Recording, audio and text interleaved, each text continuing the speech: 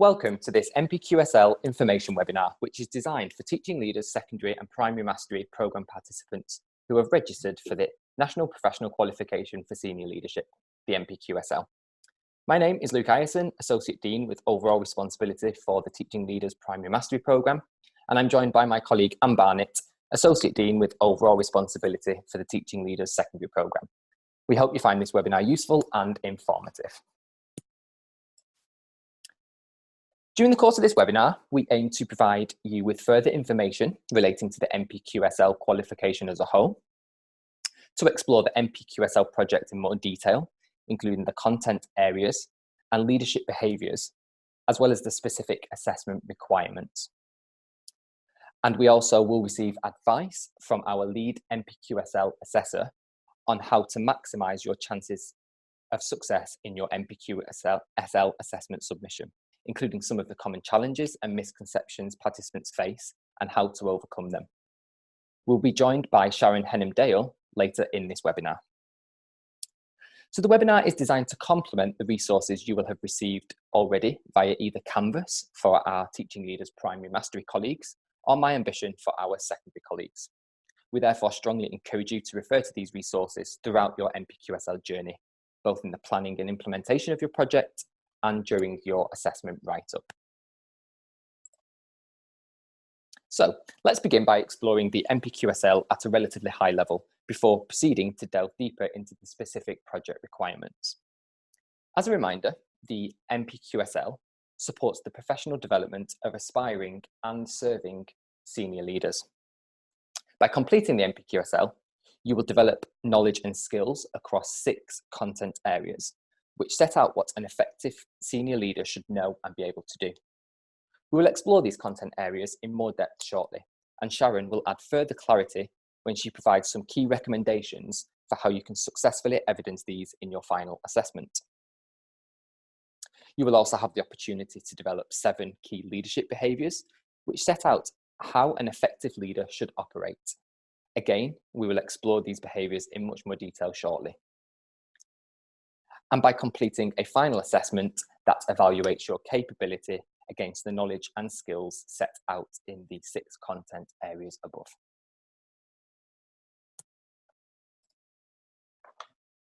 So let's take a look at the specific project requirements, which are also clearly outlined in the NPQSL assessment handbook available via Canvas or My Ambition.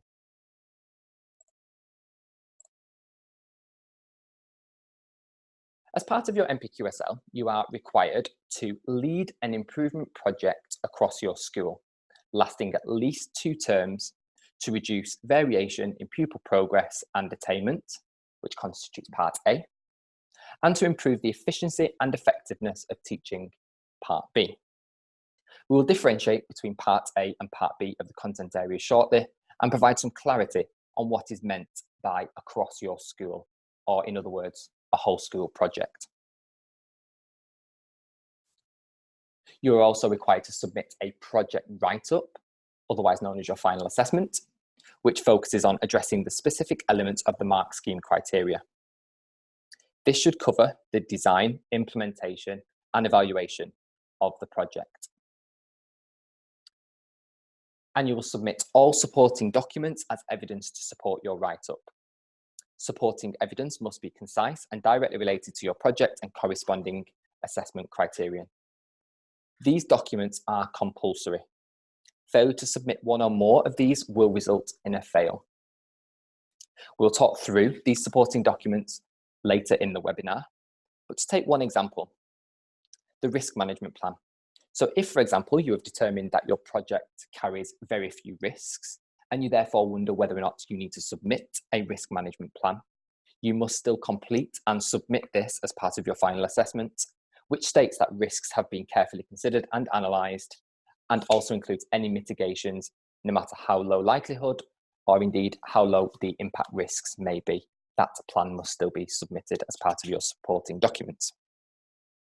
And just to reiterate, as it says in the second point here, the assessment write-up must not exceed a maximum word count of 5,000 words, and this excludes the supporting documents just mentioned. Any excess words over the 5,000 will not be counted, and our assessor will not mark anything above the 5,000 words. The project that you identify for your NPQSL can be your teaching leader's program area impact strategy, your AIS. However, please note the requirements that the project must lead improvements across your school. That is, be a whole school project.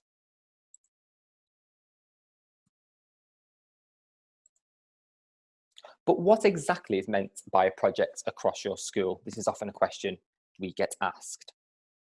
So a whole school project is defined for the purposes of the NPQSL assessment as a project that affects staff beyond your own team and pupils across at least a whole year group. We will return to this a little later on when we speak to Sharon. However, we've included here some examples of successful whole school projects. Do take a moment now to consider these.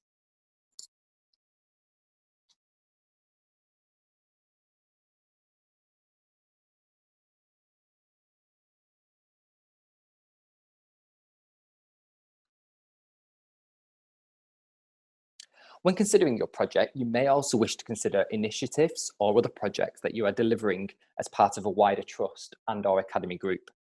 This would, in turn, enable you to provide solid evidence of partnership working outside of your immediate context, which forms one of the areas of the NPQ mark scheme.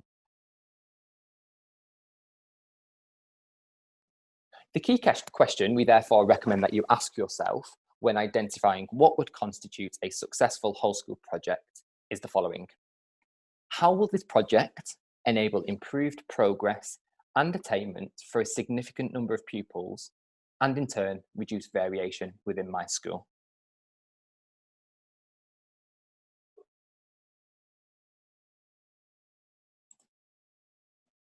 Returning to your AIS now, if you identify upon close analysis that the focus of your AIS does not meet the requirements for a whole school project, we encourage you to explore a number of options. Firstly, you could revise and/or update your current AIS so that it demonstrates improvement across a whole school initiative, lasting a total of 2 or more terms. Alternatively, you could run a separate project alongside your AIS, which lasts over 2 terms and indeed is whole school. This may complement or build on your AIS, but increase in scale and/or breadth to ensure it meets the whole school requirement. And thirdly, if you are a teaching leader's secondary participant, you could use the Maximising Impact project to focus on improvement across a whole school initiative. If you do decide to use the focus of your AIS as the basis for your NPQSL project, you will need to ensure that you follow the format of the NPQSL final assessment. This includes the assessment template and ensuring that you provide clear evidence against each of the 6 content assessment criteria. I will now hand across to Anne, who will dive a little deeper into these content areas and the assessment criteria itself. Okay, thank you, Luke. So let's move into some more detail now and have a look at the content areas that Luke referred to. There are 6 content areas for each NPQ, which set out what a leader should know or be able to do. The 6 content areas are common to each NPQ, but the knowledge and skills within them increases in sophistication, depth and breadth progressively through the NPQ levels. I'll pause for a moment to give you a chance to look through these.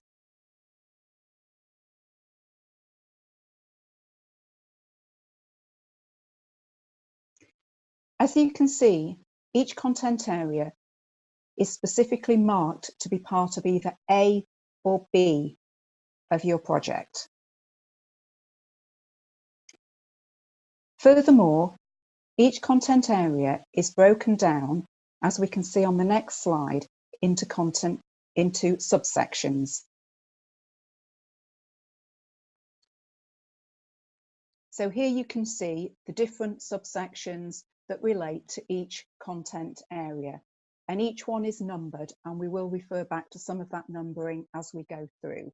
And you can also see that there's an indication in the 3rd column of which supporting documents feed into that particular area. So if we have a look at an example of a subsection for one particular area, so here we're looking at leading with impact. And you can see what you are learning how to do, what you're learning about, and the assessment criteria. So as you're going through the different content areas, it's really important to read across and look specifically at, in this example, 3.2.1 and 3.2.2, because this gives you the detail that you will be assessed upon. So moving on to assessment,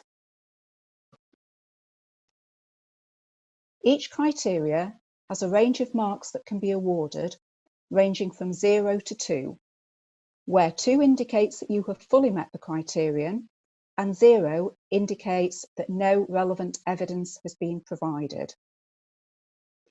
You will need to score a minimum of 20 out of a possible 28 points to pass the NPQSL qualification. Additionally, you must score at least 1 for each criteria or subsection. A score of 0 against any criteria will mean an automatic fail. With this in mind, please do take some time to look at the mark scheme that's available on Canvas or My Ambition to ensure that you fully understand what you need to demonstrate against each scoring. So again, using leading with impact as an example, you can see on this slide how the marks are awarded.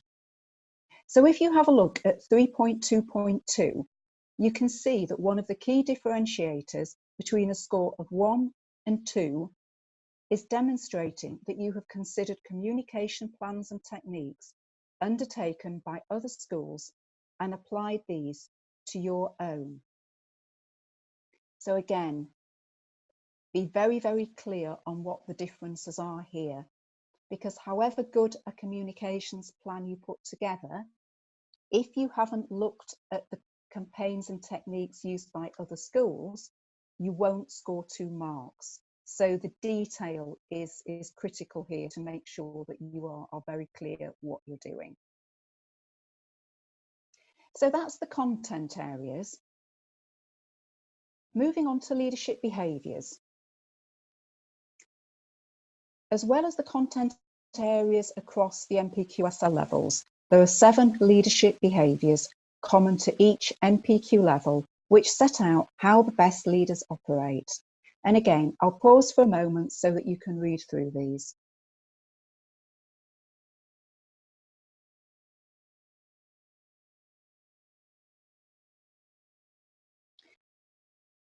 On the next slide,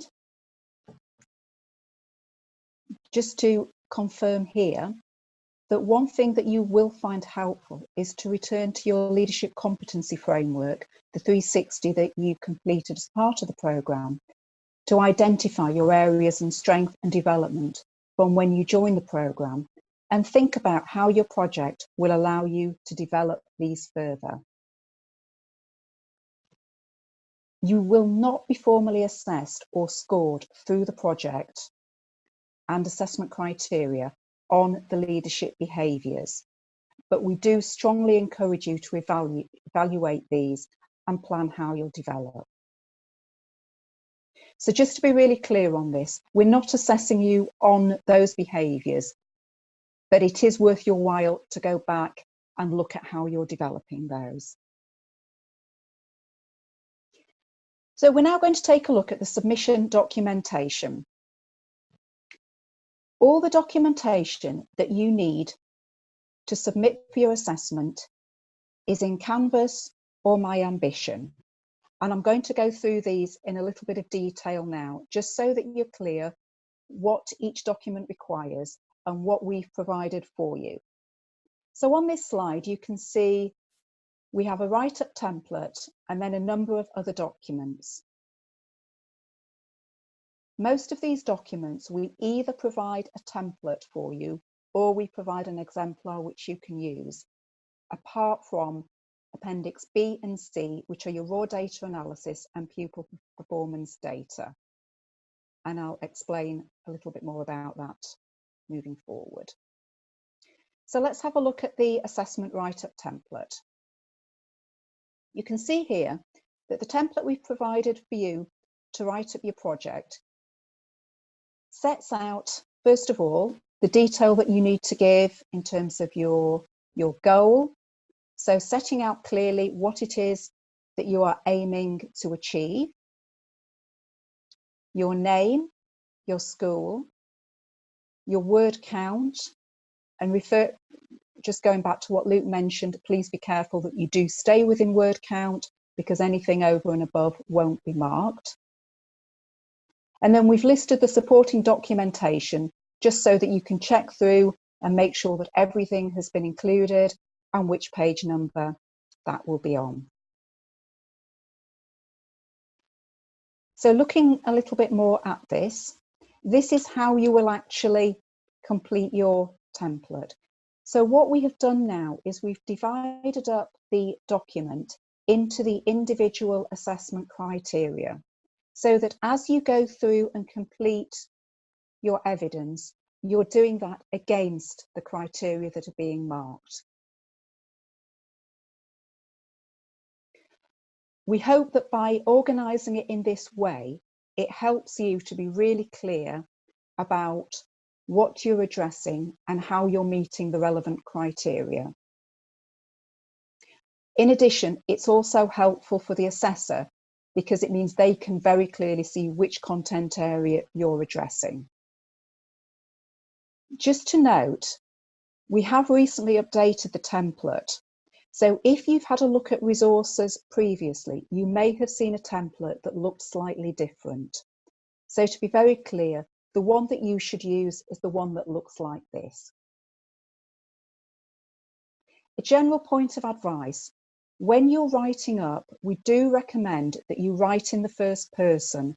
So talk about, what you did rather than we, because it's really important that when the assessor is marking your work, they're clear that you are personally responsible for the work that you've done, as opposed to say something that may have been done as part of a team.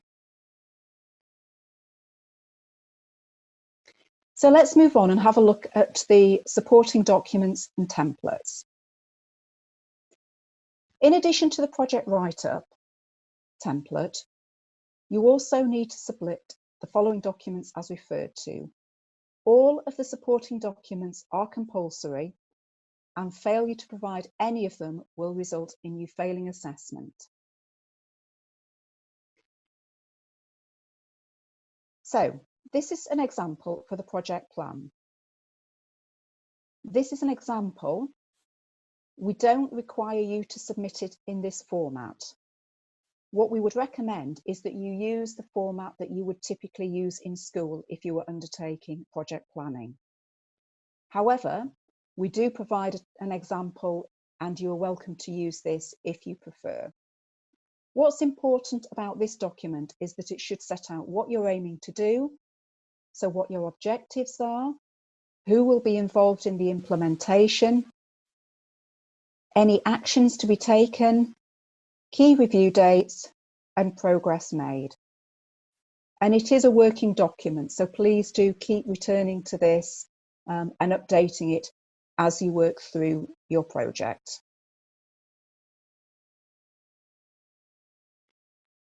Moving on, we do not provide a template for your raw data analysis or pupil performance data.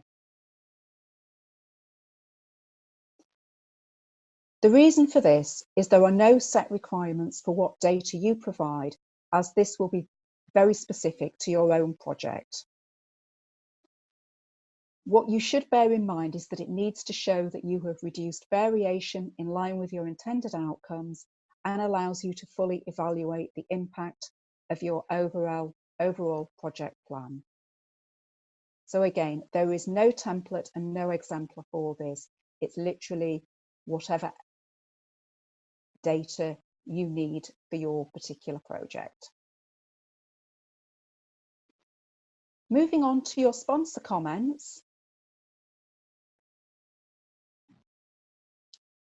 we provide a specific template. So this is one of the 2 documents where we give you a template that we do want you to use. So there's the assessment write-up and the sponsor comments template. And we have this on a specific template to guide the sponsor to make sure that they complete the correct areas. So your sponsor needs to be able to provide comments about you relating to the competencies of 3.2.1 and 4.2.1. They also have the opportunity to make comments generally in support of your submission. With this in mind, your sponsor should be somebody who is senior to you. In many instances, this will be your line manager, but this is not essential. It may be somebody else senior who is responsible for the area in which you're completing your work. However, what is important is that they're close enough to the project to be able to provide detailed feedback in these areas. We recommend that throughout the course of your project, you meet with your sponsor on a regular basis. This enables you to discuss your approach, your progress, your successes and challenges. And it also helps to ensure that your sponsor can gather evidence relating to the key competencies required.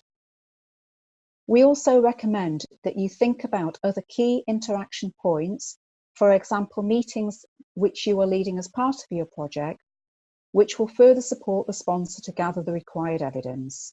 So thinking about perhaps inviting your sponsor along to attend a meeting or perhaps CPD so that they can observe firsthand how you perform in those settings. The next document is the communications plan. Now again, there is no template for this, so the format you use is entirely up to you, but we have provided an example which you can use should you wish. So your communications plan needs to identify needs, priorities and motivations of important or relevant or appropriate audiences to successfully promote plans or defend where necessary.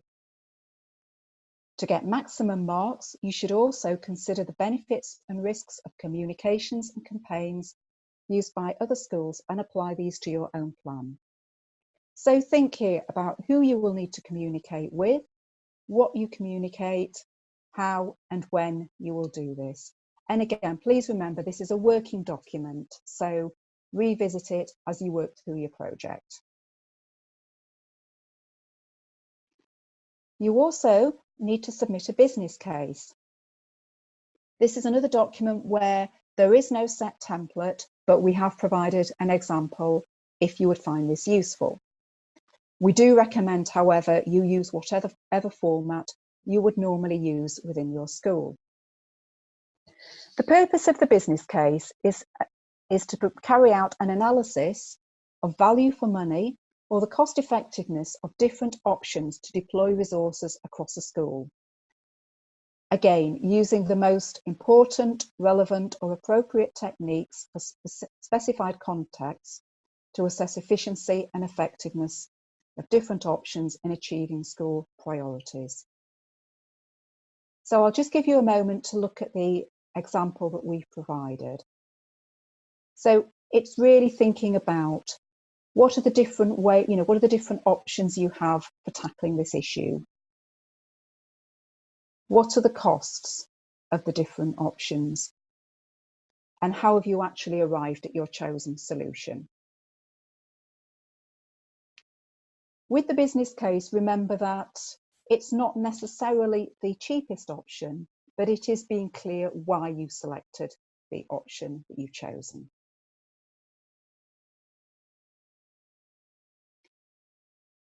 Next is the risk management plan. And again, no specific template is provided, but this is an exemplar that you might want to use.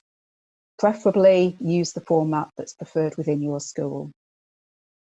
This document is put in place to ensure that you systematically assess, monitor, mitigate, and ensure that contingency plans are in place for the most important, relevant,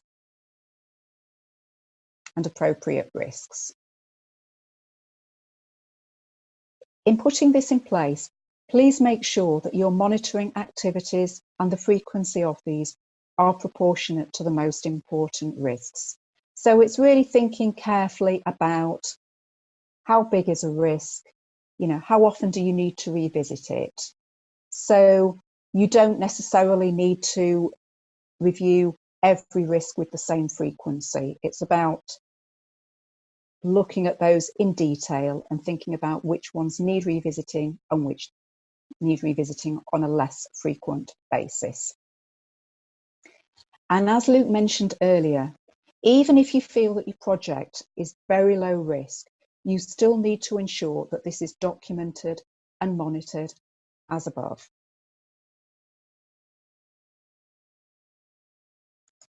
Okay, I'm going to hand you back to Luke now, who will move on to some of the other resources that we use.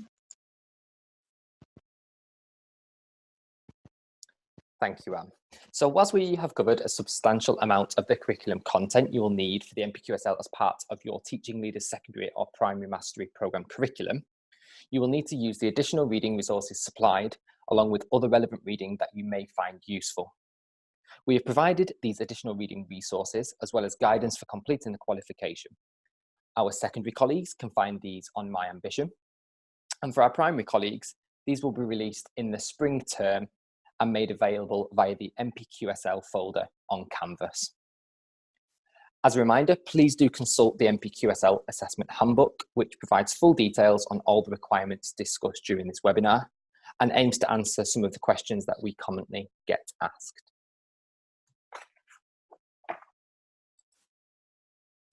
So before we introduce Sharon, we wanted to conclude with some key information relating to timelines and the support provided centrally by Ambition Institute.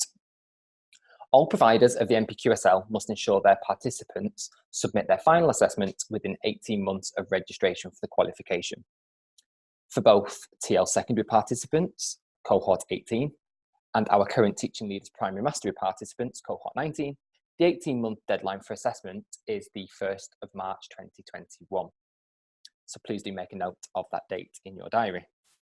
Please note, however, that there are opportunities for you to submit your assessment prior to the 1st of March 2021, and we'll communicate earlier assessment windows to you in due course if you feel that your project is ready for submission prior to this date. Just to emphasise, please do consider your project carefully and the evidence for impact you wish to submit as part of this project, and decide accordingly when you feel is the most appropriate time to submit within that 18-month period. You will also receive detailed guidance on how and where to submit your final assessment in due course. And again, this will be communicated clearly to you when available. With regards to the support provided by Ambition Institute, our commitment is to ensure we provide you with a range of resources, including the guidance documentation, the submission templates, the examples of appendices, and additional readings. And of course, the central curriculum that you are accessing via our Teaching Leaders Secondary and Primary Mastery programmes that will expose you to addressing some of those content areas in the final assessment criteria. We'll also notify you of upcoming deadlines for assessment submission and any other updates relating to the NPQSL as a whole. However, as the NPQSL is an optional opt-in component to your Teaching Leaders programme, there is some level of expectation that this will be self-led by yourselves as participants in collaboration with your sponsor. Ambition will not therefore provide specific guidance or advice on your individual NPQ project and/or assessment, nor be in a position to offer technical guidance relating to your specific context. Please do consult your sponsor. As Anne mentioned earlier, this is likely to be your line manager or someone senior in your school. And we really strongly encourage you to have those conversations with that individual or group of individuals as you progress through your NPQSL project. If you do have any questions relating to the resources, the guidance documentation, or indeed any questions around the documentation that Anne has talked us through, please do contact your participant support team in the first instance with any questions that you may have. We're now delighted to be joined by Sharon Henhamdale, one of our lead NPQSL assessors. During the next 30 minutes or so, Sharon will provide a deep dive insight into what assessors look for when assessing NPQSL projects, and in turn, what you can therefore do to maximise your chance of success when submitting your NPQSL project. Welcome, Sharon. Before we begin, would you like to share a little bit more about yourself, including your work with Ambition Institute and specifically your involvement with the NPQSL? Okay, thank you very much, Luke. My background has originally come from being a head teacher previously, and I've been working with Ambition Institute for approximately 6 years now. I work both as a leadership coach and also a facilitator on programs, and I'm also involved with the AIS reviews as well. As regards the national professional qualifications, I've been involved with those for a significant amount of time, for about since the origin really of the NPQSL and the NPQML, and was previously a national moderator as well as an assessor for each of the accreditations. I was approached by Ambition in summer this year to become the lead assessor for NPQSL, and part of my role involves working very closely with the assessment team and also the training team as well to identify where the strengths are emerging in the assessment process, but also where perhaps participants may need further support.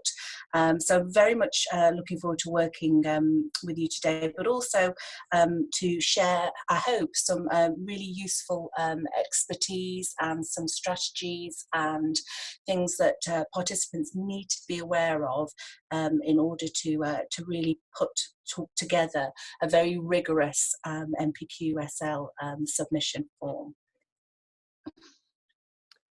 Thank you, Sharon, and welcome once again. So let's now begin the deep dive.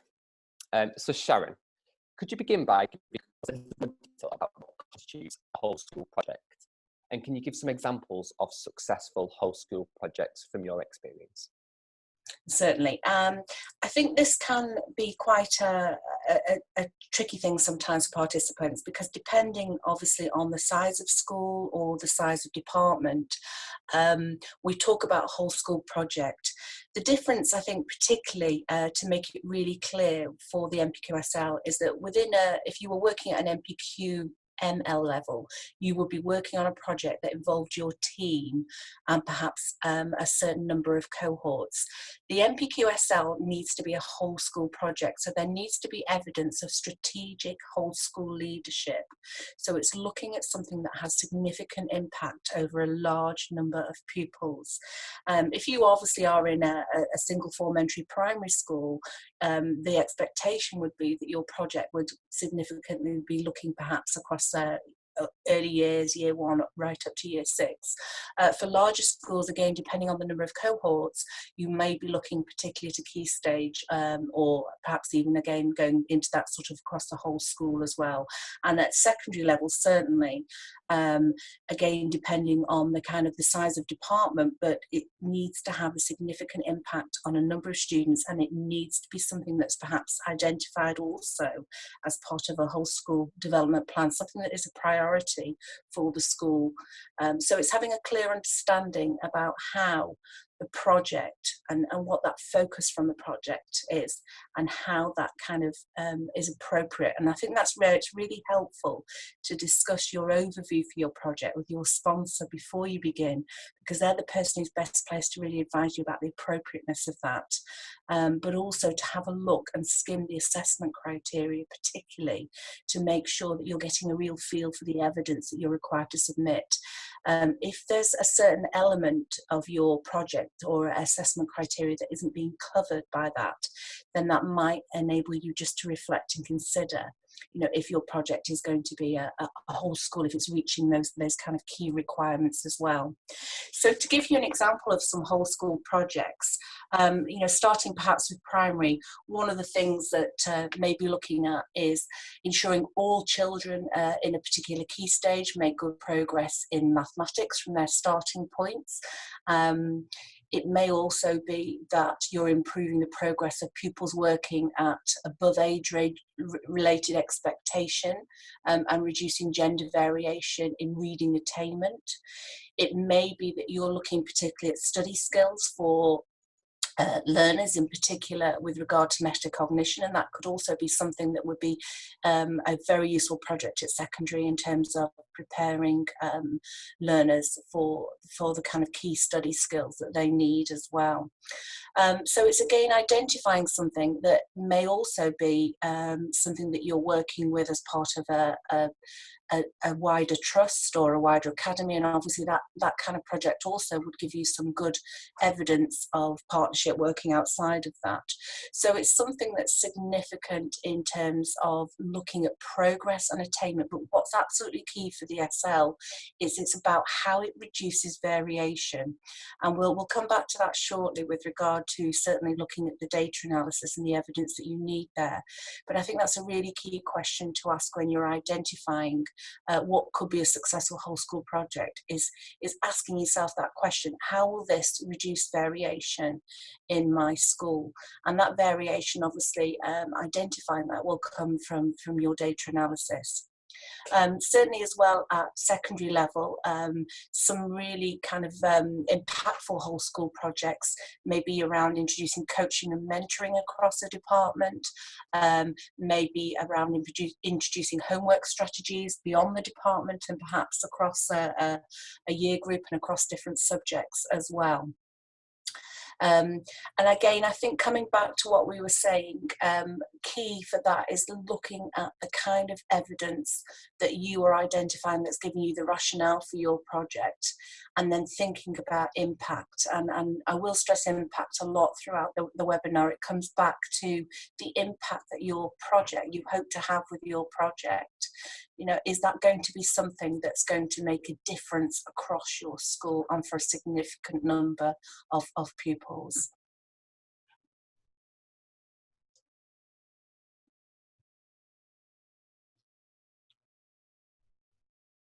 Thank you, Sharon.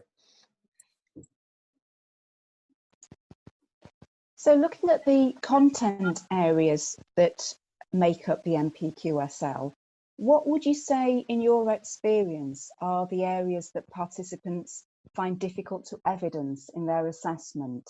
And what advice would you give them to help them to do that? Okay, thank you, Anne. I think really when we look at all the different content areas within the assessment criterion, and as I suggested, it's a really good starting point to have a look at that criteria to make sure that you are really aware of what you need to submit in that as well. There are certain assessment criterion that can be a little bit more trickier than others in actually ensuring that you do achieve the marks, but particularly sometimes in achieving those 2 marks as well. Certainly if we start with the first area, which is around strategy and improvement, for 2 marks on that particular assessment criterion, you really need to analyse data, but you also in particular need to not only look at your own data, but that of comparative schools. And a great starting point for that would be the Compare Schools Performance service. What we often find from an assessment perspective is that we get some very strong submissions that come through where the variation has been identified, perhaps particularly maybe gender or perhaps more able pupils with high prior performance. And there's some really good analysis of how the national data compares to that, but also perhaps trends within the home school performance. What sometimes we don't see, which can result in achieving that additional mark, is where there's been some comparison to other similar schools. And that might be a school that's in close proximity, or it could be other schools within a trust or an academy group as well. So that's absolutely key to ensure that there is some comparative evidence done at a kind of local authority level or a local level, certainly with similar schools. And that I know can be very difficult in terms of certain school contexts, particularly if you're working in a special school, because that comparative data is perhaps not always immediately available.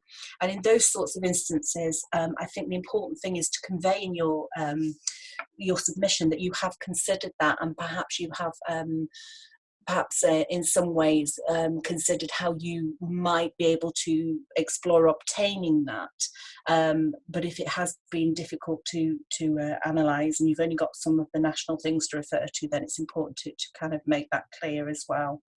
So that, particularly in strategy improvement, can be one that sometimes, even with very strong submissions, perhaps we may only get one mark for those. And I think it's also important to say that assessors don't just, I know we look for performance data and it's a huge part of the NPQSL, but there's also a real value in that mix of qualitative and quantitative data as well. So don't just rely on one type of evidence.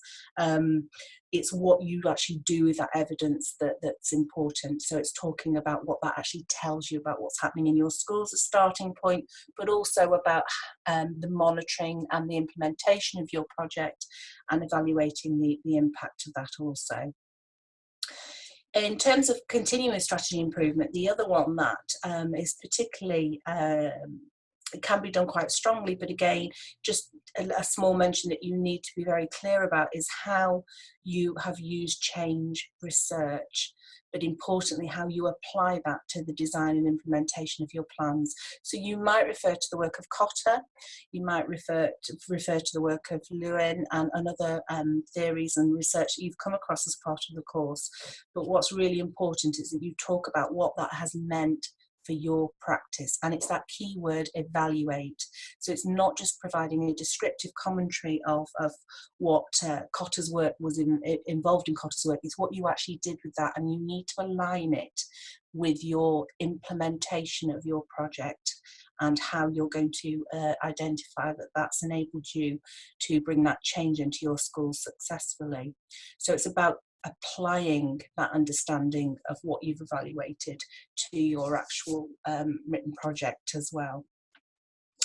So moving on from that, one of the things also that is really important is when we start to look at the teaching and curriculum excellence, because this is quite a key section, certainly in terms of the marks that are available within this, because it has a number of different assessment criteria in there. Some of the assessment criteria in this section are done particularly well. And again, there are some areas where it would be helpful maybe just to talk about, you know, how you might perhaps evidence things particularly. So I think certainly on this one, when we look at 222 assessment criteria, which is about how you analyse different management strategies, we see some very good evidence around looking at evidence-based research, perhaps referring to elements of the Sutton Trust, perhaps the EEF in there, or research into a particular strategy that works well. But sometimes that isn't actually aligned with how that will improve pupil progress, attainment and behaviour. So it's again looking at the kind of strategies and leadership management ones that are aimed at improving pupil progress, attainment and behaviour. So it's not, and sometimes we sometimes see that there is a little bit of perhaps confusion with that, but also the change management strategies.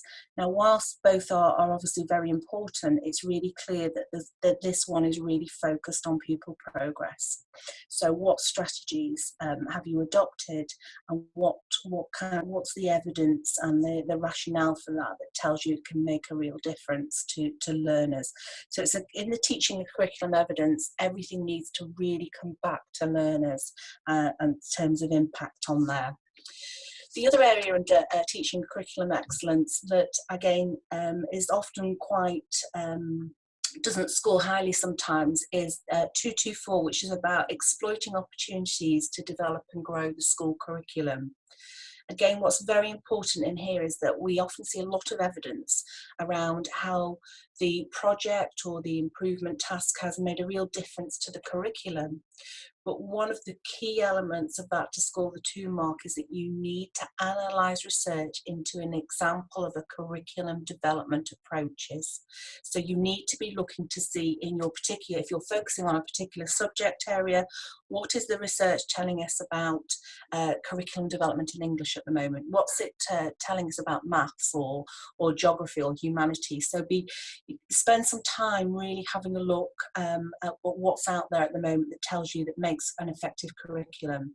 And often we see some really good evidence around how the curriculum has been improved, how the curriculum is being evaluated, but the criteria is very clear for 224 that you need to analyse research into examples of those development approaches. So just be mindful of that one, because often that one doesn't score as highly as it might do.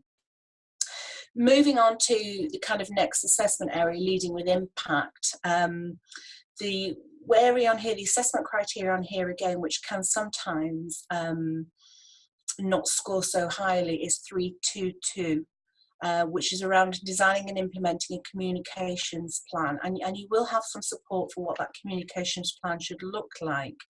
The key thing here to get the 2 marks and to secure the higher marks is that you need to evidence that you have considered the benefits and risks of communications, campaigns and techniques used by other schools. So it's about talking to colleagues in other schools. It's also looking perhaps at what's out there. So how are other schools engaging their parents? What's been successful? What hasn't been successful? How are they maybe engaging their learners? How are they involving higher education institutes? How are they engaging businesses?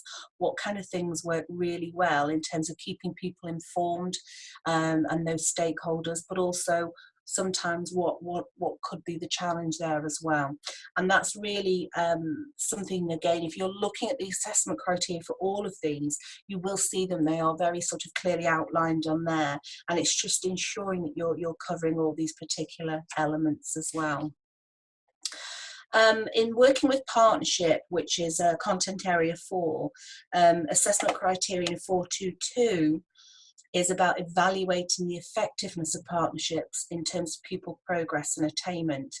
And again, what often we see a lot of evidence where the partnerships have been evaluated really kind of rigorously in terms of how effective they've been, but it then isn't linking back to the impact that that's had on learners. So it's really kind of aligning, you know, this is what worked particularly well working with this provider outside of school or with other colleagues within the Academy Trust, and this is the impact that it's led to. So it's about really making that tight and ensuring that you are using some techniques to actually think, this partnership has been effective, but not in such a descriptive way. Give some evidence in terms of progress and attainment of pupils to really clarify that partnership has led to that, and that contributory factor that partnership has had.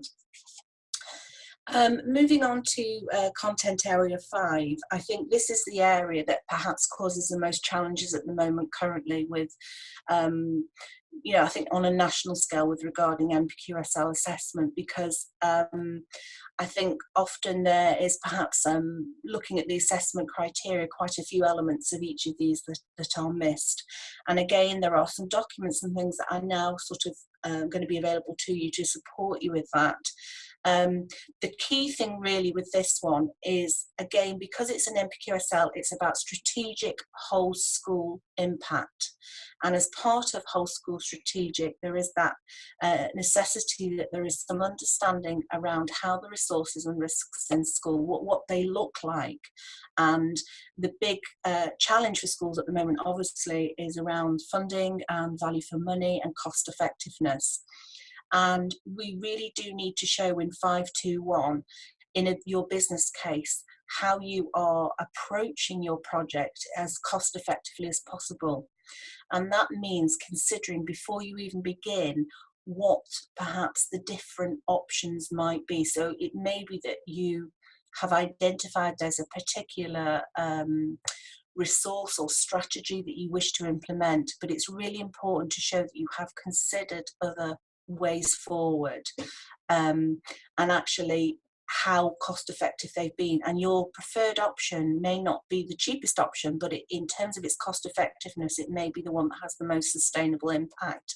So it's important to really consider, if you've got 3 different options of ways forward in how you might manage your project, that you consider the cost in terms of educational resources, but you're also considering the impact that that's going to have on staffing, because staffing is the most expensive resource in our school. And I know that this can be a challenge because quite often when it comes to costings, but a good example here might be if you were going to send staff on external training, again, you've got the cost of supply for a day, or you've got the cost of perhaps the training itself, and maybe just some comparison about if you were to lead that training yourself, or if you went to experience the training to then disseminate, you know, perhaps giving some consideration as to how that would be much more cost effective. And it's about ensuring that you've thought about those different approaches, but you've decided that perhaps one is going to be the one that might have the most significant impact and is the most efficient and most sort of viable way forward in terms of linking to your school priorities. And the forms that you have will support you with that. But again, it's go back to the assessment criteria and have a look at that. For 522 under resources and risks, again, risk management, what we find as assessors is that strong assessments are very good at identifying the kinds of risks that might be available and how that needs to be kind of mitigated. So the kind of things that would go into consideration. What sometimes people often miss off is the monitoring of that. So if you've identified and ragged your risks and you've got a red rag risk, that in itself would not necessarily secure 2 marks, certainly, because it's asking you, well, if it's red, are you going to be looking at that on a weekly basis or a fortnightly basis? How often are you actually coming back to that? What's the evidence from an assessor's perspective on this risk register that you've not just done it at the start of the year and it's going to be a document that's then put to one side? It needs to be a working document that shows that you're constantly monitoring and really considering what those risks are and how often they need to be considered as well. So the final content area is about increasing capability. And again, looking at this one, we need to show evidence for the first element of this, of 621, for how key research is used for effective professional development. Again, this can be a little tricky because often we do find there are some really good references to professional development research, but often talent management is missed out of that. And that does need to be mentioned, but it also then needs to link to how that has informed your approach. So if you've used some key research or identified some key research that tells you that there's a particular strategy that's a really effective way to develop your staff professionally, what did you then do with that? How did you then use that to apply to your project, or use your understanding of your analysis to create more effective practice in your approach as well? And I think the key thing here is, you know, talent management. What are you doing to kind of identify and to really kind of build the capacity of those members of your team that are showing that they have particular skills? How are you identifying those? And once you have identified those, you know, what are your plans to kind of maximise those for the benefit of the rest of your team as well? And then the last area really is around about how we analyse our professional development provision. And I think it's been very clear that perhaps if you want to continue to embed and sustain the successful impact of your project, what does that mean in terms of what's going to happen in the future? So maybe start to consider this from a perhaps, you know, 1 to 3 years perspective. You know, there are things that are creating changes. Look at the educational horizon. We know that finances, for example, are still going to be very tight and a challenge for schools. So how will you sustain that professional development if that money that perhaps you've been allocated to support the implementation of your project this year, how are you going to ensure that you can continue to provide high quality training for staff beyond sort of the end of year 1? But also, is there anything else that's likely to happen? Are there staff that are going to be retiring? Are there going to be significant changes in your team? Are there going to be any curriculum changes that are coming up, or significant things that might have a real impact on how you can provide quality professional development for your staff. And again, it's applying that understanding then to your analysis, and showing that you are taking into consideration that strategic view over the next few years for how your professional development provision might change. Okay, thank you, Sharon. Luke? So Sharon, what does an assessor look for in a good assessment write-up? So building a little bit more on what you said there around the content areas, could you give some key themes around what a good assessment write-up looks like? Yeah, I think the thing for an assessor's point of view of a good assessment write-up, I think first and foremost is it conveys that there is a really secure understanding of the assessment criteria. So we can see that the participant has considered what the assessment criteria is saying and demonstrated with their evidence how they meet that. So it's having a very clear focus and very, very clear aims for the project as well. And it's about almost perhaps sometimes writing to that assessment criteria. So it's looking very much at what's required and being very clear. But it's also about asking that question, and I know we do hear it a lot in schools. It's about being open, it's about being honest, and it's about being accurate. And if something hasn't gone well, it's about being honest about that, because some of the greatest learning we have is from those experiences where things don't go so well. So if you've had to make adaptations, it's about being really clear about how you overcame that, because that can be great evidence as well. So it's about thinking, what are you writing? Why are you writing it? And the question is, so what? What difference did that make? How did that improve outcomes for pupils as well? And it's about ensuring that if you have got some gaps, so all of your leadership counts. So there'll be many of the criteria that will meet through your task focus. But if there are some where you feel you've got some gaps, use your wider leadership to address those as well.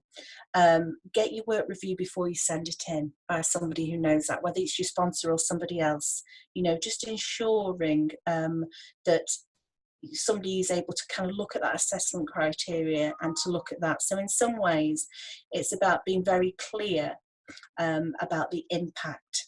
So, it's writing every sentence really. What did you do? What was the impact it had? And what did that lead to? So kind of being very clear about sort of the start, middle and end of the impact on outcomes as well, really. Also, I think what's really important is getting your evidence right, and there are some really key areas. It's about, how are you collecting the evidence and the data, and it's really important that you have ownership of that as a participant. So you may have some limited opportunities for monitoring. You do have to show evidence of that. So it may be impossible to monitor in every single area, but what's important is that you are able to bring that evidence together, that monitoring together, and also talk about how you've evaluated it, but have that ownership of the analysis that you're doing as well. Think about how you are making a difference to your school and what your kind of clear rationale is for that as well. So make sure when you're doing your raw data analysis, for example, that you carry that out. Don't use somebody else's analysis of that data. It's important that you convey, you really understand that as well. We talk about an evidence-based project as part of the criteria. And again, it may be that you're doing something that's identified in your school development plan, but you need to be really clear about what the basis for that is. What was the rationale for it? Because sometimes, often as assessor, we might see this was identified as an area improvement in my school development plan, but what's the rationale for that, and what for the rationale for the inclusion of that? So you need to go deeper into that as well. But also very much thinking about all of those elements like your business case, your budget, your risk management, making sure that your appendices are really clear. And when you're using appendices as well, it's being very clear that they are there to illustrate and to strengthen the evidence that's in your written submission. Now, as assessors, we do look through things, but actually it's really important that they are useful and that they support it as well. So you know, question yourself when you're putting dependencies in there, you know, in addition to the ones that are required. If there's something else that you're putting in there, it may be an email, or it could be some correspondence, or it could be minutes of a meeting. What evidence is that actually supporting, or perhaps showing further evidence of? And is that the best possible thing that I can identify to show that? And I think the other thing is about being really clear. And I think for assessors that you understand the difference between some of the key terms. So if it talks about analyse and it talks about evaluate, you know, if you are evaluating data, be really clear that you understand the difference between that, because we often see a lot of descriptive things around theories, or perhaps around data, or perhaps leadership strategies. What we want to see quite often, and if the assessment criteria is asking for it, is an evaluation of that as well. So be really clear about that you understand some of those key terms that are mentioned perhaps in the assessment write-up as well.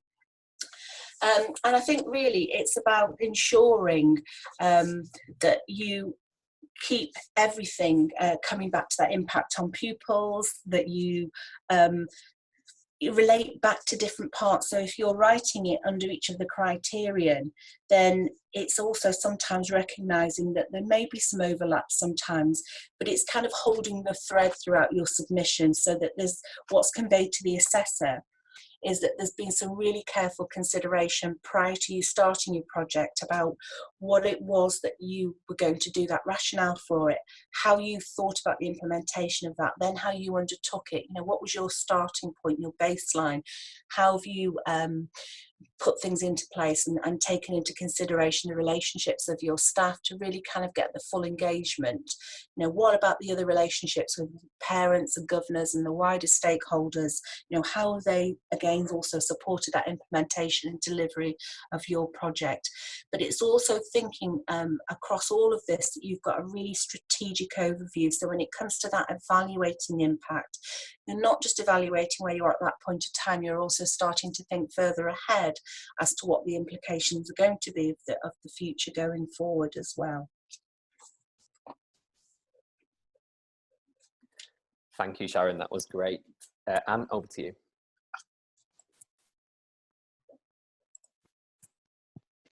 So I know that you've covered this to some extent in our previous question, but what I'm interested in a little more is just what makes the difference between evidence that is awarded 1 and 2 on the marking scheme, and really any further points as to how participants maximise the opportunity to score a 2.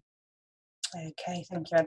And I think this is really key, and again, I can't stress enough, the best place to really as a starting point for this is to really be clear from looking at the assessment criteria which is available, is to look at what the score descriptors tell you for a 1 mark and a 2 mark question. I know, for example, for strategy improvement, we talked about the implementation of change. You need to evaluate research into different elements of implementing it for 1, but for 2, you evaluate the most important and relevant research, and that's really the difference between the 2. So, you know, Cotter is a great example of implementing change, but is that the most relevant one for your particular, the way in which you want to implement your project? It may be that there's something that's more of a, that may be more appropriate. If your school's been through a significant period of change, then you might go to something like Kubler-Ross, looking at the change curve, and actually you may be thinking, well, actually there's the response from my staff to this change is kind of much more, you know, there's going to be a bit maybe more of a reaction, or there could be more of a, and that might be a more appropriate change model to use. So I think that the key here is to look at quite a few of them. Sometimes we see some that are very focused on one particular technique or change management strategy, and I think it's really important that you show you've considered a few, and then maybe why you've identified one particular one would be the most important one and the most relevant one for your particular scenario. So I think that's a really kind of, you know, how you would secure that. It's having that kind of deeper understanding of what you're doing. Another one might be around the teaching quality, teaching curriculum excellence. quite often for 221, it talks about evaluating the teaching quality. And sometimes we find that we have a list of monitoring strategies, and the 1 mark descriptor may be applied there, because it talks about, you know, not always maybe using the most appropriate techniques, or it may be you've only got, you've mentioned book scrutiny, and perhaps you've mentioned data analysis because that's so key in strategy improvement, but actually the assessor may be reading your thing and it may be around study skills on learners, and there's no evidence perhaps there of maybe where pupil voice or student voice may have been a kind of useful way of evaluating the kind of impact on teaching. So I think it's again thinking about what your project is and which monitoring strategies are going to give you the kind of the best information, if you like, around how you can find out what's happening in the classroom. And again, having that kind of ability to say, well, this is the baseline, this is where we're starting, and this has been the impact of what we're doing so far. We're going to put this into place, we're going to try this new strategy, and there's a constant and a way of actually monitoring that, but also then evaluating, well, this is making a difference. I know this because of this and this different strategies I've used to gather the evidence of quality. So that can be sometimes a little difficult to tease out the difference between 1 and 2, but it is about looking at that score descriptor as well. I think another one again, which just I think goes back to thinking about the difference between 1 and 2 marks, is that quite often on 223 on this one, we talk about designing and implementing and evaluating the project that reduces variation. So again, we may get some really good evidence, or there may be a project that presents really good evidence of impact on progress and attainment, but perhaps doesn't really go into detail or doesn't really kind of analyse how that's reduced variation. It doesn't actually summarise that. So be really clear that you're coming back to that as a kind of evaluative point of view and perspective as well. The communications plan, I know we mentioned earlier, that's one area that still perhaps we're finding leading with impact, that we're not getting the references to other schools. You do need that for the 2 marks. That there does have to be some reference to how you've considered practice that's happening in other schools as well. And again, coming back to working in partnership, link back the effectiveness of partnerships to pupil progress and attainment to ensure you're getting that 2 mark criteria as well. And I think really, I suppose, I know we've mentioned a few of these as well, but coming back to thinking about the managing resources and risks, as we said, that can sometimes be a tricky one.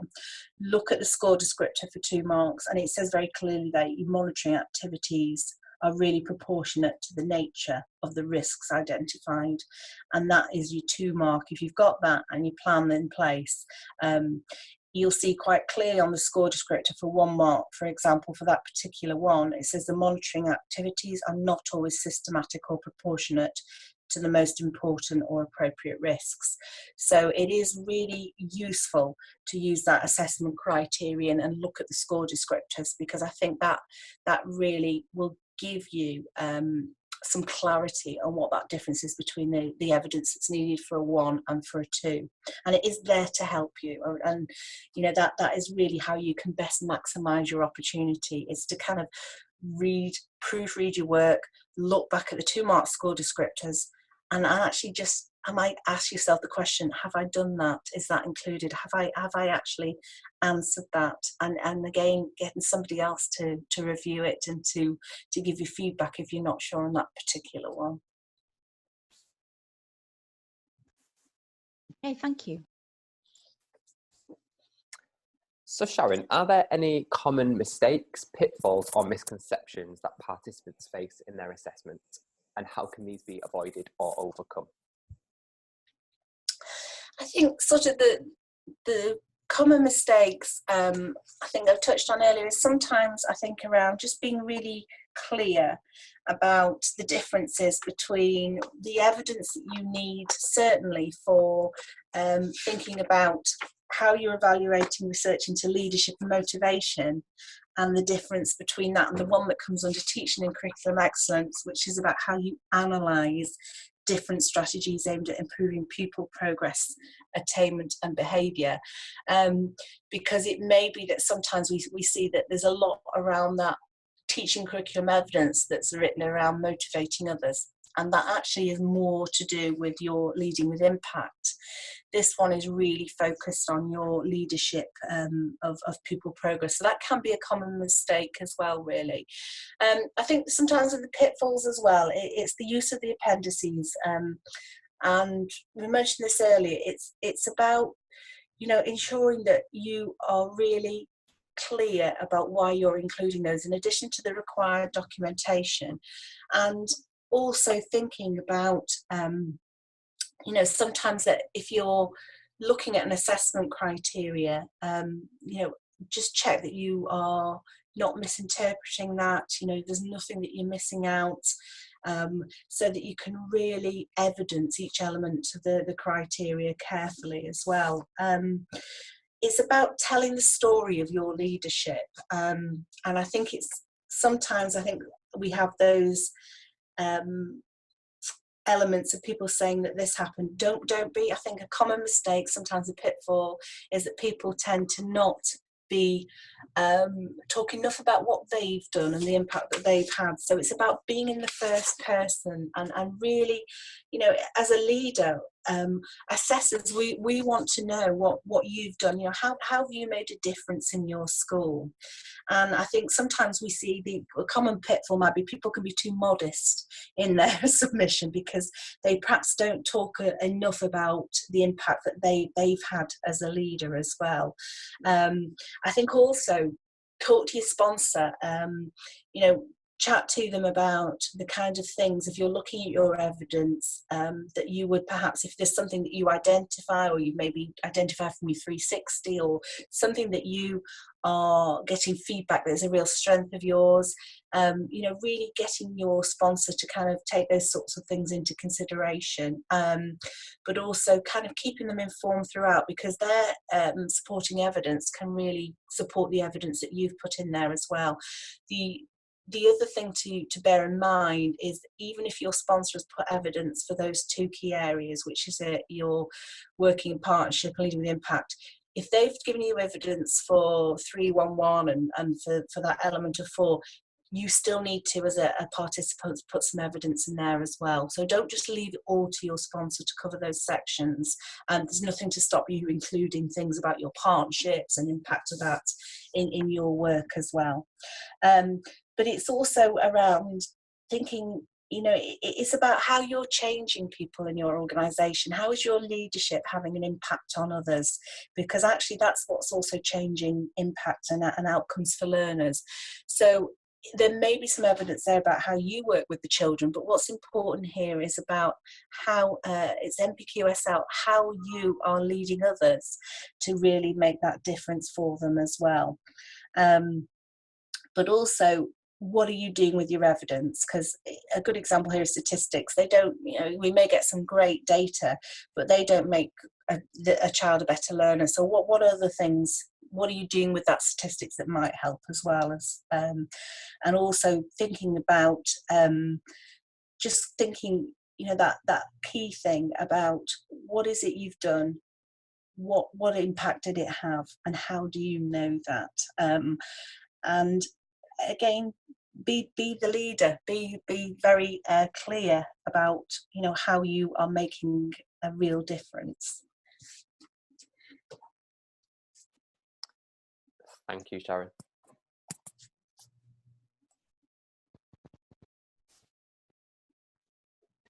Okay, so it feels like we've covered some really useful information and advice there. So just before we close, do you have any final general advice on the assessment? Any tips on how participants can maximise their chance of success? I think, again, it's going back to using the documentation and the support documents that are there to help you, and look at those before you even begin as well, because you know, sometimes it's about collecting really comprehensive evidence at the start of a project, you know, having a really accurate baseline, because you know, you can draw some great conclusions from that around your starting points, and actually that gives you something to kind of relate your evidence at the end back to it. Quite often, I know sometimes people are concerned because, you know, if you're starting a process of change in your school and implementing some real improvement, sometimes within 12 months that may not have reached its full potential. We know that because that's the nature of school. So it's about having some evidence to show that it is making a difference. But I think it's understanding also that we also know that sometimes that is work in progress. So it's about then talking about what you're going to do next as well. And it's about starting your project early, because even if you don't quite know what you're going to be doing, or it's about still collecting a range of evidence. You know, you need things like your communications plan in place at the start of the year. You need to be thinking about your business plan at the start of the year. You know, looking at thinking about the assessment criterion, whether it's something that's really practical. You know, if you're doing your training with Ambition Institute, it's having that assessment criteria in mind, and then when something comes up, thinking actually that would be great evidence for that. So whether you keep a file, or whether you keep something electronic or some notes, however you choose to do that, it's perhaps, you know, thinking, well, where would that fit? What would that be good evidence for? Because it's much easier then to go back when you start to write your project, to begin to draw on some of your reflections and some of the things that you've recorded, or your evaluations, or as a result of training as well, and even, you know, things like coaching conversations as well can provide some really good evidence for your SL as well. And again, about being ambitious, you know, thinking about what you can do that's going to make a real difference. And, you know, there may be some challenges around, you know, you being able to maybe get out of the classroom to do some of the things that you want, but I think it's about ensuring that you are really clear, working with your sponsor, what it is you want to do and what you're going to need in terms of support to enable you to do that to the best of your ability. So if you're aware that there's an assessment criterion where you might find it hard to kind of gain some evidence, you know, talk to your sponsor, you know, talk to people in school and say, this is something that I need to get some evidence for. I would, you know, take that solution to them. I would like to be able to do this. So it's looking at how you can be creative and preemptive with the evidence, rather than getting to that point where you're doing your write-up and thinking, gosh, I haven't really got enough for that. So it's coming back to it sort of throughout the year. And I think don't miss out on providing evidence for any of the criteria. That's so important, because if you don't provide evidence for even one, you will fail if you get a 0. So it's really important that you kind of almost use that assessment criteria as a checklist to ensure that you've covered everything on there as well. And I suppose things like research as well. You know, we talk a lot about researching theory, we talk about what's out in the educational horizon, but also don't forget to draw on the good practice of other schools. And you know, with working with colleagues on the particular programme that you're doing as well with Ambition Institute, you can have so much opportunity to talk to other people about what's happening in their schools, and that's a great source of research as well. You know, it's also a really useful one for your communication strategies and techniques that are happening in other schools. But also just you know, be mindful of that you know, the timelines, so that you're giving yourself plenty of time to kind of come back and you know, revisit it, you proofread your submission as well before you have time to submit that.